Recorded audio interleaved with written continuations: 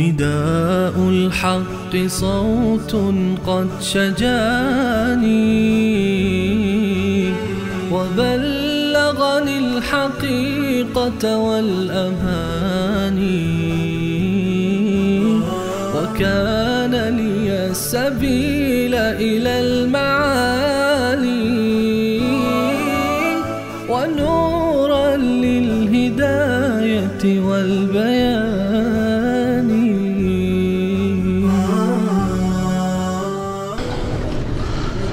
أعوذ بالله من الشيطان الرجيم. بسم الله الرحمن الرحيم. إن الذين قالوا ربنا الله ثم استقاموا تتنزل عليهم الملائكة ألا تخافوا ولا تحزنوا وأبشروا بالجنة التي كنتم توعدون. نحن أولياؤكم في الحياة الدنيا وفي الآخرة ولكم فيها ما تشتهي أنفسكم ولكم فيها ما تدعون نزلا من غفور رحيم. صدق الله. اللهم صل على سيدنا شفينا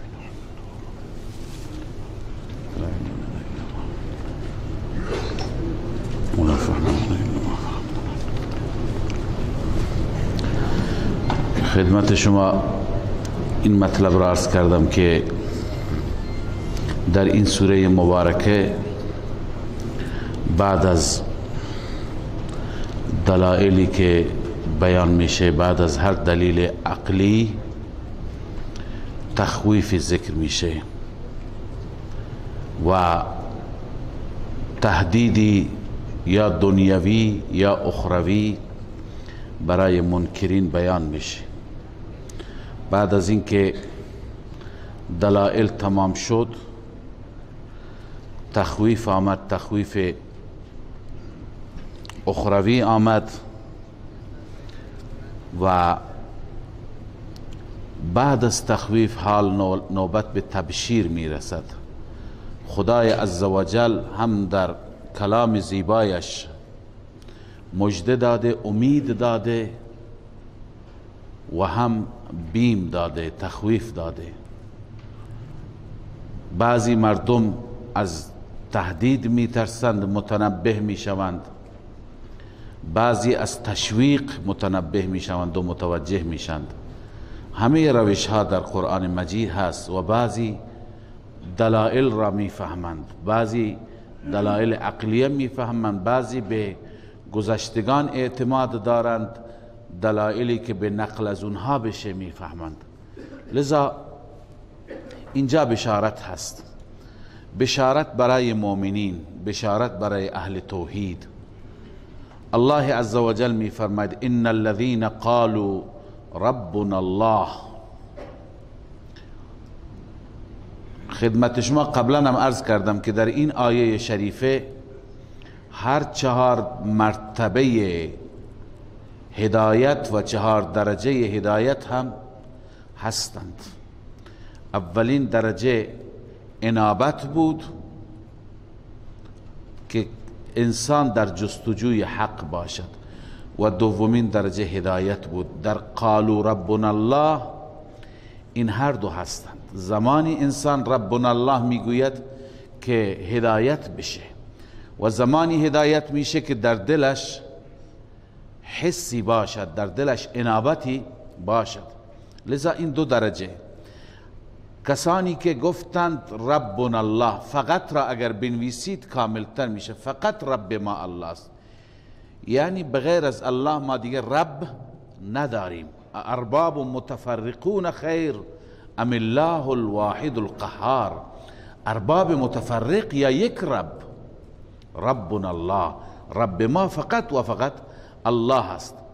ثم استقاموا، بعد از این اقرار و بعد از این هدایت تا دم مرگ استقامت کردند. استقاموا بنویسید تا مرگ، تا موت.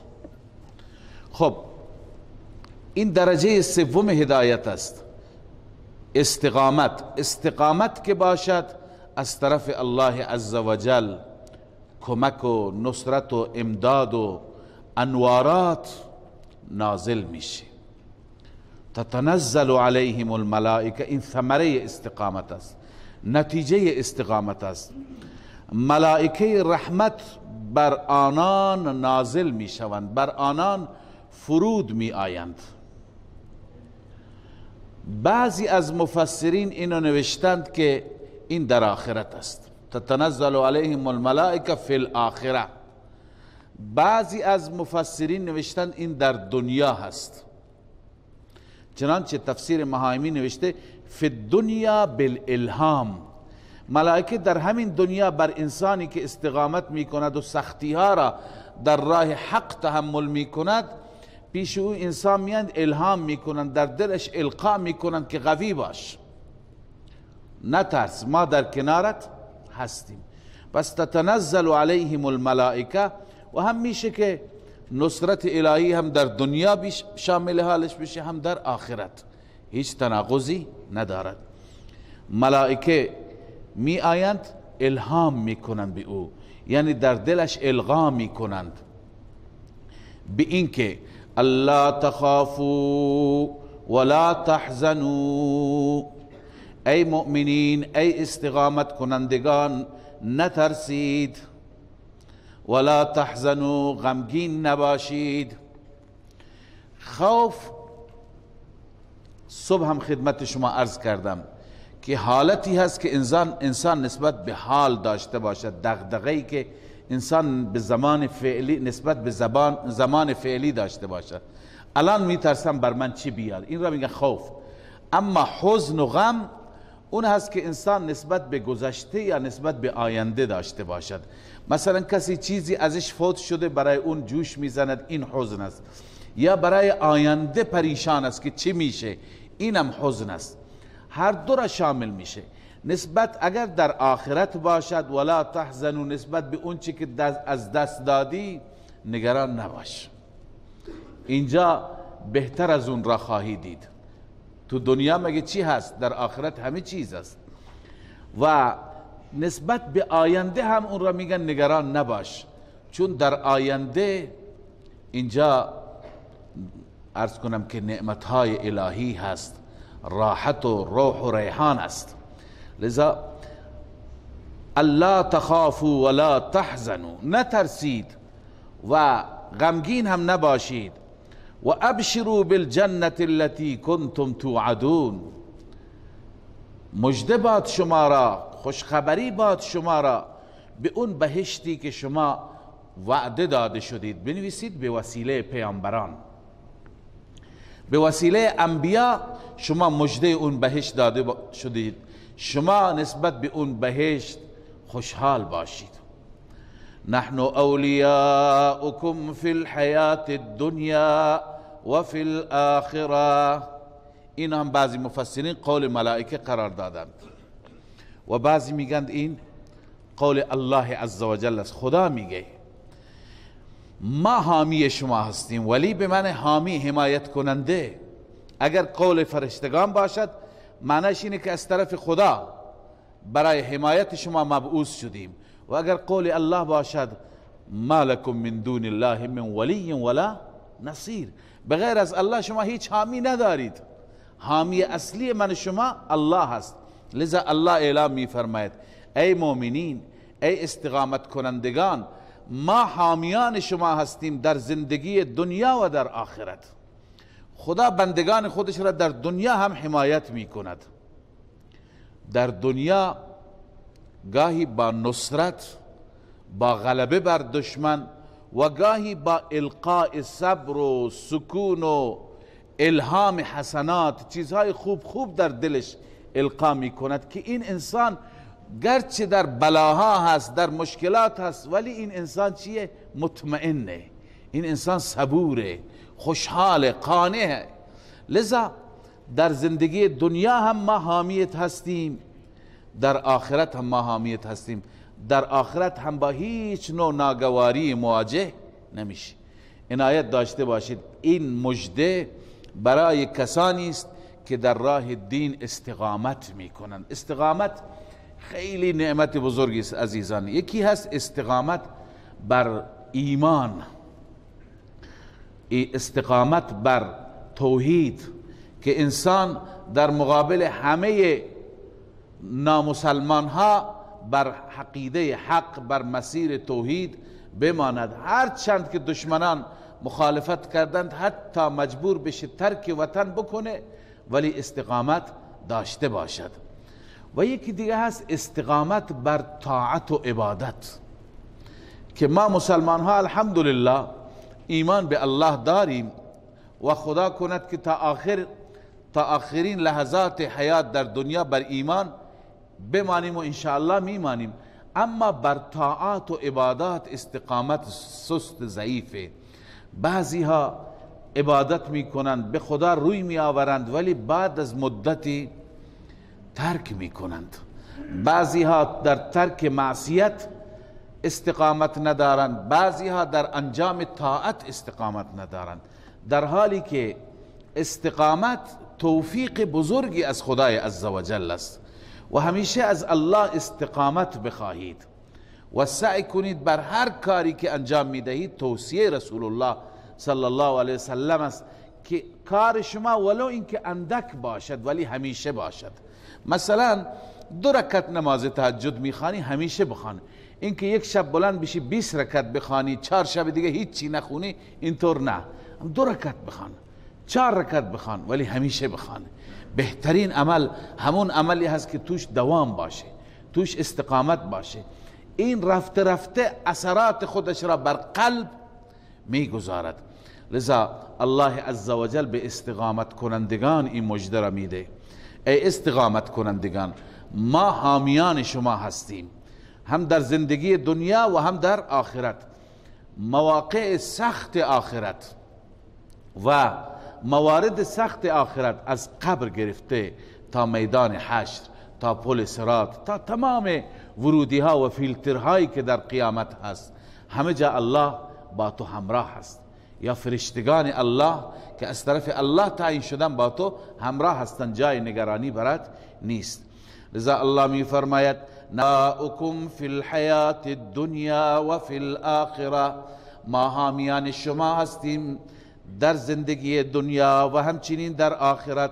ولکم فیها ما تشتهی انفسکم ولکم فیها ما تدعون، برای شما در آن بهشت هست، در آن آخرت است، آنچه که شما بخواهید اشتها کنید.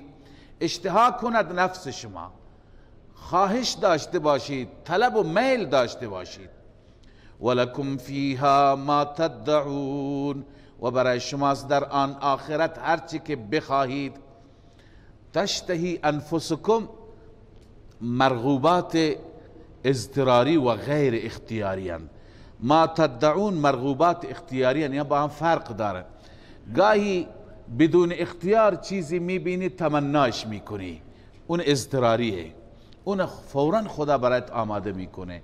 گاهی فکر میکنی چی کار بکنم، چی بخوام، بعد تمنا میکنی، مرغوبات اختیاری. این هم الله برایت مهیا میکنه. نزلا من غفور رحیم، این مهمانی هست از جانب ذاتی که اون ذات بخشاینده هست و بس مهربان است. بس وقتی که میزبانت چنان ذاتی هست تو غم نداری، مشکل نداری. اللهم ارزقنا. ومن احسن قولا ممن دعا الى الله وعمل صالحا. ببینید ما در آیات گذشته که در درس دیروز بود بعضی از سرزنش ها و زجر ها و توبیخ ها را بر مشرکان خواندیم که اونها بر علیه اسلام و مسلمانان دسیسه می کردن. یکی از اون سخنانش این بود که وقال الذين كفروا لا تسمعوا لهذا القرآن والغوا فيه. گفتند که قرآن هر وقتی که خونده میشه شما قرآن را گوش نکنید، سر و صدا به راه بیندازید، شلوغ کنید، نظم را به هم بزنید. خب اونها هدفشون این بود که مردم از قرآن متاثر نشوند. البته شلوغ کردن را ما دو تفسیر کردیم، یکی این که هیاهو به راه انداختن و هورا کشیدن و سوت زدن و کف زدن هست تا کسی نتونه استفاده بکنه. یکی دیگه اینه که نه، در مقابل قرآن و دلائل قرآن شما دلائلی از خود بتراشید، خرافاتی شما ایجاد کنید و بگید تا مردم از قرآن متاثر نشن. علی ای حال همون کاری که امروز در بسیاری از شبکه ها نسبت به قرآن دارن میکنن، هی شبهات، القاء شبهات میکنن. خیلی از شبکه های ماهواره‌ای هستند که نشستند فقط و فقط میخواهند بر آیات قرآن ایراد بگیرن. مثلا میگه اینجا از نظر تاریخی این اشکال را داره، از نظر جغرافیایی این اشکال داره، اینجا با تاریخ همخوانی نداره، اینجا فلان چیزش اشتباهه، العیاذ بالله. در حالی که شما اگر حواله میدید، شما اگر آدرسی ذکر میکنه از تاریخ، که تاریخ دستساز بشر است، تاریخ را انسانهای امثال من و شما نوشتند. الان یک آقای نشسته مثلا تاریخ عهد قاجار را می نویسد، از این پیرمرد و اون پیرزن میپرسه، بعضی چیزها درسته بعضی چیزها غلطه. شما میارید قرآن را با اون تطبیق میدید، شما میآورید قرآن را نگاه میکنید که چقدر با او همخوانی داره، اون همش غلط. قرآن درسته یا مسائل دیگر. علی ای حال، پس بعضی ها هستند که بر علیه قرآن سر و صدا را میندازند یا بر علیه قرآن اعتراضات بیجا میکنند، انتقادات بیجا میکنند. ما چی کار بکنیم؟ وظیفه ما در مقابل اونها چیه؟ ما هم شلوغ بکنیم؟ ما هم هورا بکشیم؟ ما هم مقابله به مثل بکنیم؟ اینجا رب سبحانه و تعالی به ما آموزش میده، اخلاق تعلیم میده. نه، ما مثل اونها نباشیم. ما سعی بکنیم که اولا سخن حق را به هر قیمتی بوده به اونها برسانیم. بگیم شما یک بار گوش کنید حرف ما را، درد دل ما را گوش کنید. اول اونها را به سوی الله دعوت بدیم. پس این متعلق با همون برنامه‌ای هست که اونها بر علیه قرآن داشتن. الله می فرماید و من احسن قولا ممن دعا الی الله، چه کسی زیباتر است از نظر سخن از اون انسانی که دعوت میده به سوی الله، الی الله الی توحید الله، مردم را فرا میخواند به سوی یکتاپرستی. از اون انسان آیا کسی هست که زیباتر سخن بگوید؟ پس عزیزان، زیباترین سخن به شهادت الله عزوجل اون سخنی هست که درباره توحید بشه. ما امروز در هر موضوعی صحبت میکنیم، اما درباره یگانگی و یکتاپرستی کمتر صحبت میشه. الله عزوجل سخنی را دوست دارد که درباره او باشد. و بعد دومین چیز و عمل صالحا، عمل صالح انجام بده. الی توحید الله، حسن بصری و ابن سیرین گفته در تفسیر المراغی آمده. و بعد عمل صالح انجام بده. استنباط دیگری که از اینجا میگیریم اینه که یک داعی باید خودش عامل باشد. من که دیگران را دعوت بدم خودم عمل نکنم به درد نمیخورد، کلامم هم تأثیر خودش را نخواهد داشت. انبیاء علیهم الصلوات و التسلیمات مردم را که دعوت میدادن خودشون الگوی عملی بودن. لقد کان لکم فی رسول الله اسوة حسنه. رسول الله الگوی بسیار زیبایی بود. مردم را اگر به نماز تشویق میکرد چنان نماز میخواند که پاهای مبارکش ورم میکرد. لذا داعی، دعوتگر خودش عمل صالح انجام بده. پس زیباترین سخن، زیباترین قول و زیباترین گفتار اون گفتاری هست که دعوت الی الله باشد. ممن دعا الی الله و عمل صالحا و قال اننی من المسلمین. خودش هم ابتداء اقرار بکند که اننی من المسلمین. برای چی میگه منم از مسلمانان؟ برای اظهار اطاعت. یعنی برادران منم اطاعت میکنم، شما هم اطاعت بکنید، معنیش اینه. و قال اننی من المسلمین. حال اگر طرف مقابل با ما بد برخورد کرد، با خشونت برخورد کرد، ما را مسخره کرد، ما را فحش و بد و بیرا گفت، الله می فرماید شما اون کار را نکنید. ولا تستوی الحسنة ولا السیئه. حسنه و سیئه با هم برابر نیستن. حسنه یعنی اخلاق خوب، سیئه یعنی اخلاق بد. تفسیر قرطبی نوشته الحسنه یعنی المدارات، السیئه یعنی الغلظه. یکی مدارات میکند، نرمخو هست، یکی دیگه شدت دارد، غلظت دارد، بدخو هست. اینا با هم برابر نیستند. یعنی تو جواب بدی را با بدی نده، جواب تندی را با تندی نده، جواب سیلی را با سیلی نده. البته اینجا فرق میکنه، یکی هست مجاهد و یکی هست داعی، دعوتگر. مجاهد کم نمیاره، اما داعی وقتی که در میدان فرهنگی هست، در میدان دعوت هست، این تندی را با تندی نباید جواب بده. حکمت همینه. حکمت این تقاضا میکنه که تندی را با نرمی جواب بده، بد اخلاقی را با خوش اخلاقی جواب بده، بد رفتاری را با خوش رفتاری جواب بده، اون بتمرگش را با جان جواب بده. این اثرات، این خودش یک دعوتی هست.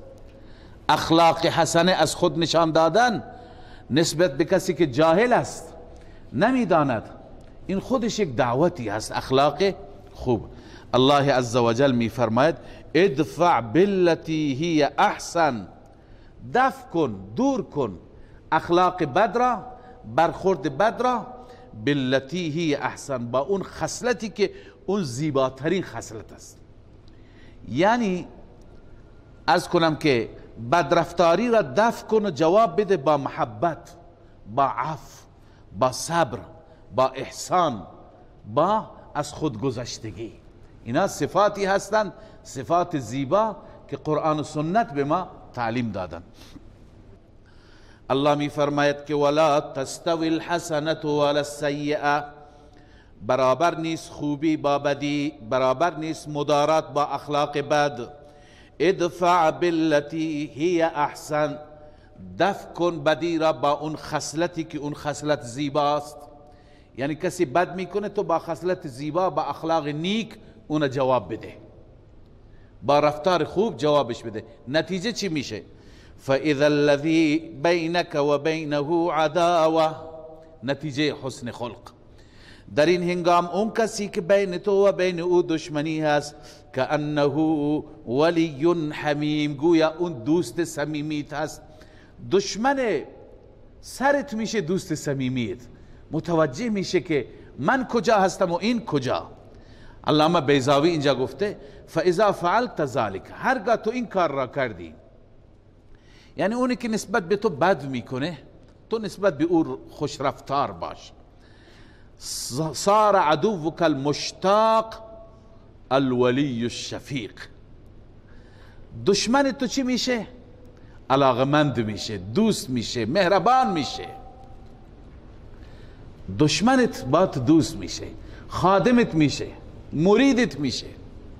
لذا فاذا الذي بينك وبينه عداوه كأنه ولي حمیم. این خصلت، این خله، این سرشت و طبیعت، این خوب است. قرآن اینا به ما آموزش میده. اگر ما همه مسلمانان بین خودمون همینو داشتیم، ایثار، محبت، احترام هم دیگه، آیا مشکلی داشتیم در جامعه؟ همین زندگی تبدیل به بهشت میشد. همینجا انسان لذت میبرد از دیدن همسایه، از دیدن برادر، از دیدن دوست، چون بغیر از محبت و الفت چیزی دیگه نبود. لذا الله عزوجل میفرماید که این خصلت را چه کسانی میتونن داشته باشند؟ اونهایی که سعی صدر داشته باشند، اونهایی که تحمل بالا داشته باشند، اونی که تنگ نظر باشد، اونی که عجول باشد، اونی که زود عصبانی میشه، اون نمیتونه. اینجا در واقع الله ما را تلقین میکند، الله عزوجل به ما یاد میدهد سعی صدر را، صبر بالا را، فراخی سینه را. و ما یلقاها الا الذین صبروا، الله میفرماید این خصلت را دریافت نمی کنند مگر کسانی که صبور باشند، انسانهایی که در زندگی خودشان صبر و تحمل داشته باشند، بردبار باشند. کسانی که بردباری دارند، ببینید پدری که در خانواده تحمل و صبرش بالا هست، اون خانواده یک خانواده بسیار راحتی هست. مادری، گاهی پدر نیست مادر هست، باز هم اون خانواده لطف زندگی را میبیند. گاهی پدر و مادر هر دو را خدای عزوجل خصلت خوب میده، هر دو تحملشون بالا هست، بچه ها زندگی لذت میبرند. اما گاهی برعکس میشه، پدر تحملش کمه، مادر تحملش کمه، همه تعبیر میکنن زندگی چیه؟ زندگی جهنمه. زندگی زمانی جهنم میشه، و گرچه درست نیست که انسان تعبیر جهنم به کار ببره، زمان زندگی سخت میشه، زندگی مشکل میشه که تو خونه تحمل نیست، اخلاق نیست، بردباری نیست، سعی صدر نیست. الله عزوجل به ما بندگانش تحمل را یاد میده، آموزش میده و میفرماید این را داشته باشید نسبت به هر کس. انسان در زندگی ناملایمات زیاد میبیند، نابرابری زیاد میبیند، لذا باید تحملش را بالا ببرد، زود احساساتی نشه، زود درگیر نشه. و برای اینکه چطور بکنه انسان، باز راه حل هایی هست. انسان گاهی خودش را تلقین بکند، گاهی لا حول ولا قوة الا بالله العلی العظیم را به کثرت ورد بکند. این برای اعصاب و روان، برای اینکه انسان تحملش بالاتر بره، برای اینکه انسان از پریشانی ها نجات بیابد خیلی مفید هست و به کثرت وضو بگیرد. لذا الله می فرماید و ما یلقاها، این را دریافت نمی کند این خصلت را مگر کسانی که صبر بکنند. و ما یلقاها، و این خصلت را دریافت نمی کند، حاصل نمی کند الا ذو حظ عظیم، مگر کسانی که دارای بهره بزرگ باشند، دارای حظ عظیم باشند. لذا کسی که خدای عزوجل سهم بزرگی از زندگی بهش داده، سینه فراخی بهش داده، او میتواند این موارد را داشته باشد. انسان عجول و تنگ نظر و بد اخلاق نه، اون نمیتونه. لذا ما باید خودمون را در این جهت عادت بدیم، امتحان بکنیم، تمرین بکنیم تا سعی صدر ما بالا بره. خب گاهی اینطور میشه که انسان از کوره در میره، بالخصوص شیطان همیشه فعالیت داره، نه؟ شیطان سعی میکنه انسان را عصبانی بکنه. لذا برای اون علاج الله تعالی بیان فرموده و اما ینزغنک من الشیطان نزغ فاستعذ بالله. الله می فرماید اگر از سوی شیطان ضربه بهت بخوره، نزغ میگویند کسی را با نیزه زدن، در بدن کسی نیزه را فرو بردن. منظور اینجا چیه؟ وسواس شیطان است. از کنم که به زخم زبان هم نزغ میگویند، تحریک هم نزغ میگویند. لذا اگر تو را شیطان وسوسه کرد، تو را تحریک کرد، به تو ضربه زد که حرکت کن، انتقام بگیر، بزن تو گوشش، لذا هر وقتی که شیطان به تو حمله ور شد، راه حل چیه؟ فاستعذ بالله، به خدا پناه ببر، اعوذ بالله من الشیطان الرجیم. در حدیث آمده که وقتی که شما عصبانی شدید، زود بگید اعوذ بالله من الشیطان الرجیم. این عصبانیت شما را سرد میکنه، خنک میکنه. یا اینکه وضو بگیرید. گاهی انسان عصبانی میشه قبل از اینکه اقدام بکنه وضو بگیره. بعضی جوانها هستن عصبانی میشن و عصبانیت را بر زن بیچاره خالی میکنن، یا میزنه تو سرش یا طلاقش میده. 2 دقیقه عصبانی شده، الان یک زندگی بدبخت میشه. الان میگه بچه ها را چیکار میکن؟ هی میاد مفتی، مولوی، فقیه، راه حلی برای ما درست کن. پشیمانه. لذا انسان نباید هر جا عصبانیت خودش را اعمال بکند، بلکه فاستعذ بالله، به ذات الله پناه ببر، به پناه او در بیار. انه هو السمیع العلیم. این علت است. چرا اونجا؟ چون اون ذات سمیع هست، اقوال شما را میشنود، العلیم، از احوال شما خبر دارد. اون برای شما چاره اندیشی میکند، برای شما تدبیر میکند، برنامه ریزی میکند. وقتی که تو گفتی خدایا به تو پناه میبرم، اون پناهت میده، اون ضایعت نمیکنه. اون وقت ضرر نمیکنی، اون وقت اقدام بیجا نمیکنی، اون وقت در کنترل میمانی. لذا این مبحث دعوت الی الله بود. البته مبحث دعوت الی الله بعد از زجر و سرزنش بر نقل قول اونها آمد که اونها میگفتن قرآن را گوش نکنید و سر و صدا کنید، شلوغ کنید. الله به ما میگه شما در مقابل اونها را دعوت بدید الی الله، شما در مقابل با اونها خوش رفتاری کنید، شما در مقابل با اونها رفتار نیک داشته باشید. خب برمیگردیم به موضوع سوره. عرض کردم که در این سوره دلائل هست، دلائل عقلی بیشتر هست. یک دلیل را ما قبلا خواندیم که اون دلیل در رابطه با خلقت زمین و آسمان بود.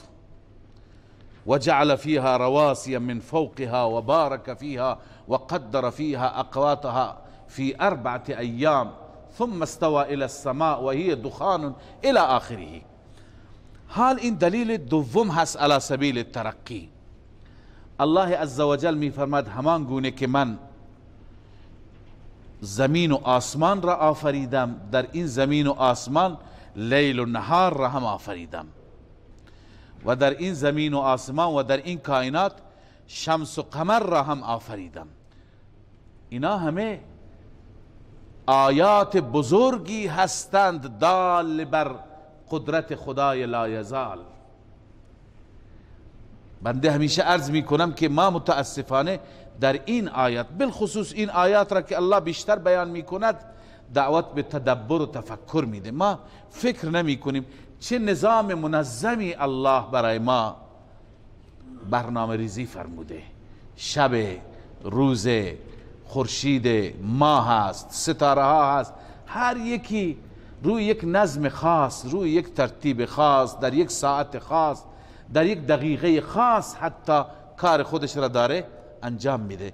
من و تو غافل هستیم از این که اینها همه برای من و تو هستند.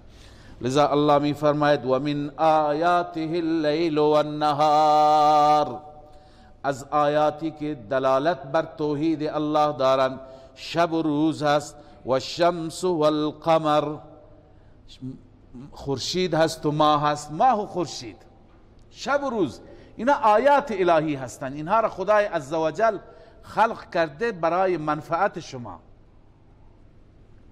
اما گاهی شما انسان ها خلط مبحث می کنید، به جای اینکه از خورشید استدلال بگیری بر وجود خالق، خود خورشید را خالق می پنداری، خود خورشید را سجده می کنی. لذا الله عزوجل می فرماید اینا مخلوق من هستند. لا تسجدوا للشمس ولا للقمر، ای انسان ها شما خورشید را سجده نکنید، ماه را سجده نکنید. واسجدوا لله الذي خلقهن، شما سجده کنید برای اون اللهی که اینها را آفریده، اون اللهی که اینها را درست کرده. ان کنتم ایاه تعبدون، اگر خالصتا او را پرستش می کنید. اگر واقعا میخواهید بنده مخلص و خالص خدا باشید فقط خالق را سجده کنید، مخلوق را سجده نکن، خورشید را سجده نکن. اما اگر انسان ها تکبر کردند، گفتند نه ما فقط خدا را سجده نمی کنیم، فإن استکبروا، اگر تکبر کردند عن السجود لله وحده، از سجده برای خدا به تنهایی تکبر کردند، ایرادی ندارد. خداوند مخلوقاتی دارد که شب و روز تسبیح و تقدیس او می کنند، عبادت او را می کنند. فالذین عند ربک فقل، پس بگو ای محمد صلی الله علیه و سلم، الذین عند ربک، اون ملائکه و فرشتگانی که نزد پروردگار تو هستند، یسبحون له باللیل و النهار، شب روز برای خدا سجده می کنند. اونا اصلا استراحت نمی دانند. استراحت اونها تسبیح است، استراحت اونها تحمید است، خوردن اونها هم تسبیح و آشامیدن اونها کذا. پس یسبحون له باللیل و النهار، یعنی دائما اونها تسبیح و تنزیه الله عز و جل را بیان می کنند. و هم لا یسأمون، اونها خسته نمیشند. پس هنوز دلیل ادامه دارد. در وسط آمد بحث خورشید، آمد به صورت جمله معترضه آمد که این خورشید مخلوق خداست، ببین این را خالق نپنداری، ببین این سجده نکنی. اما ادامه دلیل، و من آیاته انک ترى الارض خاشعه، از آیات الهی، از دلائل قدرت الله این هست که تو میبینی زمین را خاشعتا، فرو رفته، ته رفته. ببینید این علاوه از این که دلیلی هست بر قدرت خدا، دلیلی هست بر ثبوت قیامت. چگونه؟ ما گاهی میبینیم که زمین ته رفته هست، زمین گویا کوفته شده و داخل فرو رفته، اما وقتی که باران بر همین زمین ببارد، این زمین کم کم داره زنده میشه، زمین یه مقدار برآمدگی پیدا میکند وقتی که تر بشه. نه، فاذا انزلنا علیها الماء، زمانی که ما نازل میکنیم بر آن زمین آب را، اهتزت، ابتدا تکان میخورد، و ربت، بلند میشه، برآمده میشه. بعد از اون کم کم میبینیم زمین شکافته میشه، از دل زمین شکوفه میاد بیرون، سبزی میاد بیرون. زمین خشکیده اول، زمین سیاه سوخته اول تبدیل میشه به یک چمنزار. پس ببین این زمین مرده بود چطور زنده شد، با باران زنده شد. لذا الله میفرماید از اینجا ای انسان فکر کن و دلیل بگیر. ان الذی احیاها لمحیی الموتی، همانا آن ذاتی که این زمین را زنده کرد، همین طور قیاس کن همون ذات زنده کننده مرده ها هم هست. یعنی در قیامت مرده ها را هم زنده میکنن، همونطور که زمین مرده را زنده کرد، انسان مرده را هم زنده میکنن. انه علی کل شیء قدیر، این علت است، چون او بر هر چیز قدرت داره، بر هر چیز توانا هست. بله، خب بعد از تخویف، بعد از ببخشید دلیل عقلی، باز هم نوبت تخویف. عرض کردم یک دلیل خدا بیان میکنه، بعد از دلیل بیم میده، میترسونه که یک انسان یا از دلیل متوجه بشه، یا اگر از دلیل متوجه نمیشه بترسه از عذاب و ایمان بیاورد. در این سوره بیشتر ترتیب این طور است. لذا بعد از این دلیل عقلی، حال الله عزوجل تخویف بیان میفرماید، تخویف اخروی هست. ان الذين يلحدون في آیاتنا، بدون شک کسانی که الحاد میکنند در آیات ما. الحاد به معنی کجروی. لحد قبر را دیدی؟ نه، قبر را راست میزنیم، وقتی نوبت به لحد میشه میریم کج، مقداری در ته زمین میریم. پس لحد به معنی کج، یلحدون به معنی کجروی کردن. مفسرین نوشتن ینحرفون بالتأویلات الباطله، آیات خدا را، در آیات خدا راه انحراف را پیش میگیرند، راه کجروی را پیش میگیرند. ملحد هم به کسی میگویند که دین را کج میبرد. کسانی که کجروی میکنند در آیات ما، انحراف میکنند، لا یخفون علینا. اولا خدا میفرماید این افراد بر ما مخفی نیستند. این وعید است، این تهدید است، یعنی همه به جزایشون میرسند، همه به کیفر اعمالشان میرسند. حال الله عزوجل این ملحد را، این کسی که آیات خدا را قبول ندارد، این کسی که کفر میکند، این ملحد را خداوند مقایسه میکنه با یک مؤمن. اینا با هم برابرند؟ هرگز. چون این ملحد جایش جای دیگه هست، مؤمن جایش جای دیگه هست. الله می فرماید افمن یلقا فی النار خیر، آیا اون انسانی که در آتش جهنم انداخته میشه اون انسان بهتر است؟ بنویسید مثل این ملحد. آیا اون انسانی که مثل این ملحد است و در جهنم انداخته میشه او بهتر است؟ ام من یأتی آمنا یوم القیامه، یا اون انسانی که ایمن می آید، بی غم می آید در روز قیامت، یعنی هیچ غمی ندار، مثل صاحب استقامت که خواندیم که فرشتگان به اون میگن که نگران نباش، هیچ خوف زده نباش. الله میفرماید کدوم بهتر است؟ خب از این دوتا را خدا مقایسه کرد. بعد از اون به ما میفرماید اعملوا ما شئتم، هر چی که میخواهید عمل کنید، دو راه جلویتون هست. کدوم؟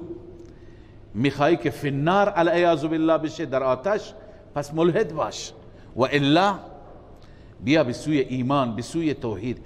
اعملوا ما شئتم، هر چی که میخواهید بکنید، انه بما تعملون بصیر، همانا اون ذات نسبت به اعمال شما بیناست. هر چی شما عمل میکنید خدا میبیند، خدا نظارگر هست. ان الذين كفروا بالذکر لما جاءهم، باز هم این متعلق به اون ابتداست که مشرکین و معاندین قرآن را مسخره میکردن و میگفتن قرآن را گوش نکنید. الله میفرماید اینهایی که کفروا بالذکر، مراد از ذکر چیه؟ قرآن. انا نحن نزلنا الذکر، ما ذکر را نازل کردیم. پس کسانی که انکار میکنند ذکر را، یعنی قرآن را، لما جاءهم، قرآنی که وقتی پیش اونها آمده قرآن را انکار میکنند، جوابش مقدره. ان الذين كفروا بالذکر لما جاءهم انهم معاندون، اینها معاندند، اینها اهل عناد هستند. چرا؟ بعضی گفتن جوابش اینه که کسانی که کفر کردن به ذکر اینها در تدبیرشون ضعیفند، اینها به جایی نمیرسند. چرا؟ چون که و انه لکتاب عزیز، این کتاب عزیزی هست، سخنی از سوی الله عزوجل است، نادر، کیمیا، کمیاب، ارزشمند. چنان کتاب عزیزی هست که لا یأتیه الباطل من بین یدیه ولا من خلفه، باطل پیش این کتاب نمیاد، نه از جلو نه از پشت، یعنی از هیچ جهتی باطل نمیتواند در قرآن رسوخ کند. سخن غیر واقعی تو قرآن نمیاد، خدا اون را حفظ کرده، خداوند از اون محافظت میکند. تنزیل من حکیم حمید، این علت است.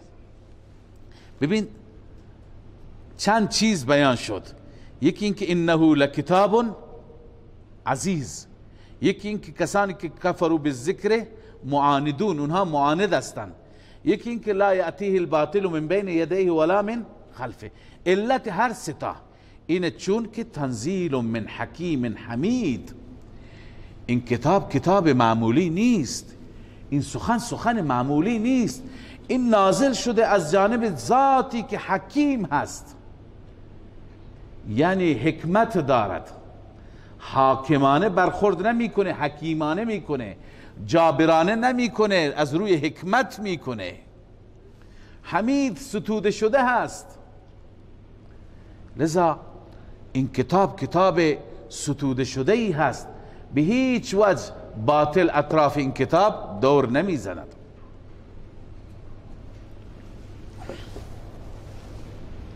ما یقال لك الا ما قد قیل للرسل من قبلك.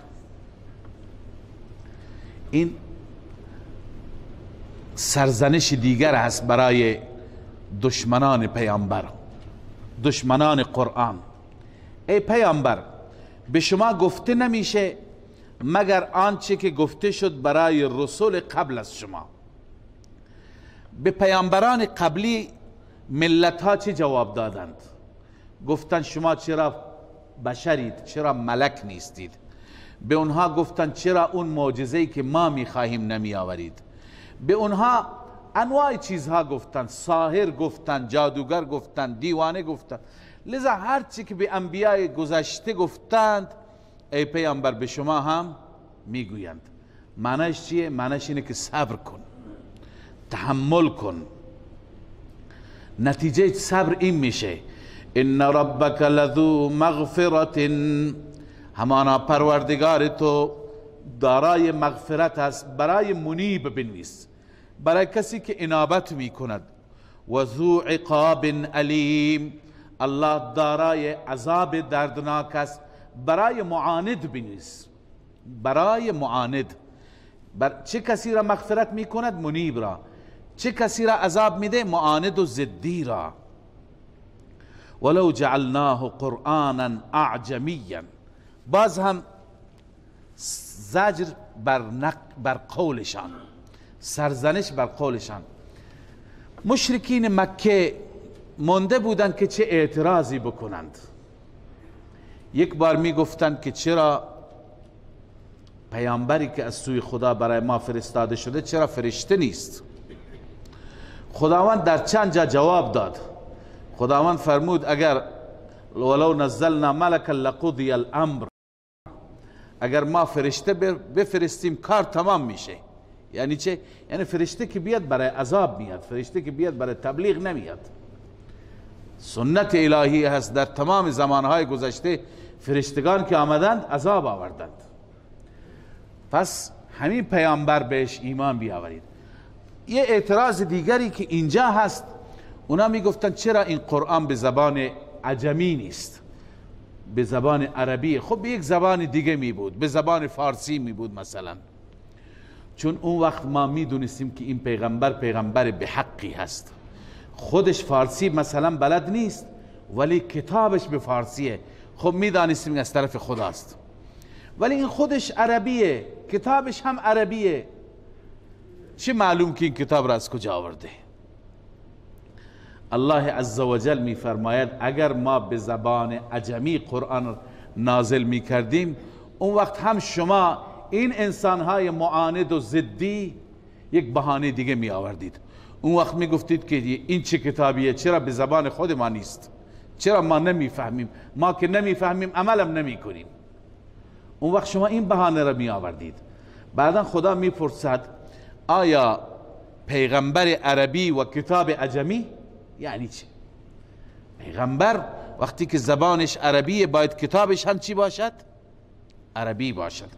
لذا الله می فرماید ولو جعلناه قرآنا اعجمیا، اگر ما این را قرار می دادیم قرآنی به زمان عجم، لقالوا لولا فصلت آیاته، می گفتن چرا آیاتش به روشنی بیان نشده، آیاتش واضح نیست، ما که نمی فهمیم چی داری میگه.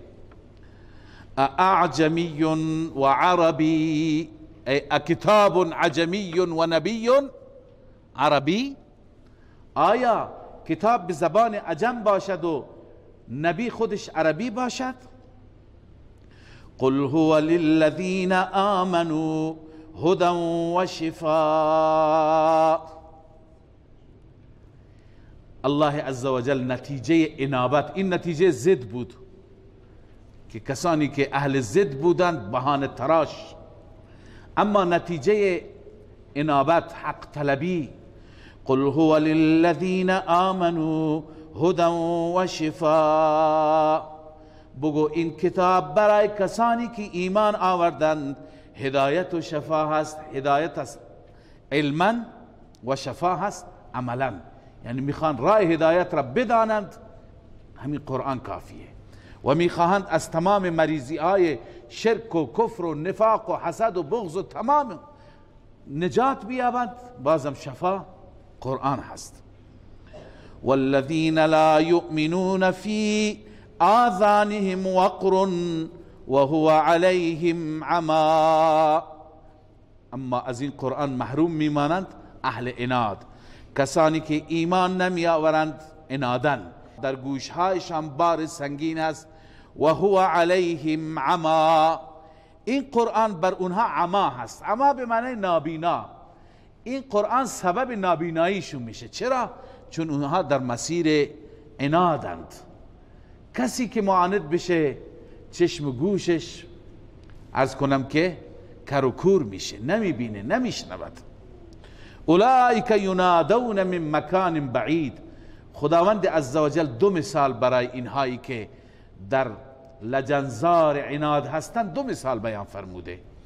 یکی این که مثل کسی هست که نمیبیند. کسی که نبیند خب تو چاله میفته، هیچ وقت راه را پیدا نمی کند. کسی که بیاد دستش را بگیره ببره هم قبول ندارد. دوم مثل کسی که ینادون من مکان بعید، از جای دور صدا زده می شوند. ببینید کسی که 2 کیلومتر با شما فاصله داشته باشد، شما از اینجا صدایش بزن، با او صحبت کن، شاید اون صدای شما را بشنود اما نمیفهمد چی داری میگی. پس اینها شاید صدای رسول الله را میشنوند، اما مثل کسی که از دور باشون صحبت میشه هیچی حالیشون نمیشه. اولئک ینادون من مکان بعید. جلالین گفته ای هم کالمنادا من مکان بعید، این انسان ها مثل کسی که ندا شده از جای دور، لا یسمع ولا یفهم ما ینادا به، نمیشنود نمیفهمد چه ندایی برایش هست، چی بهش گفته شده. صدق الله مولانا العظیم.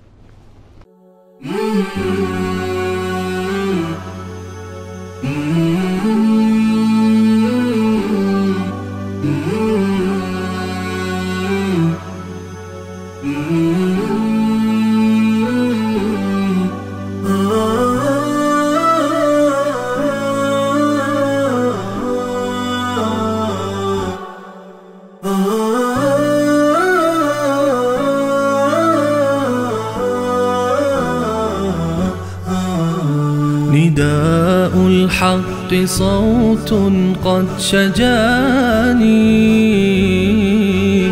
وبلغني الحقيقة والأماني،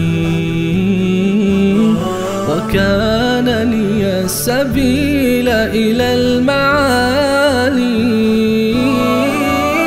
ونورا للهداية والبيان.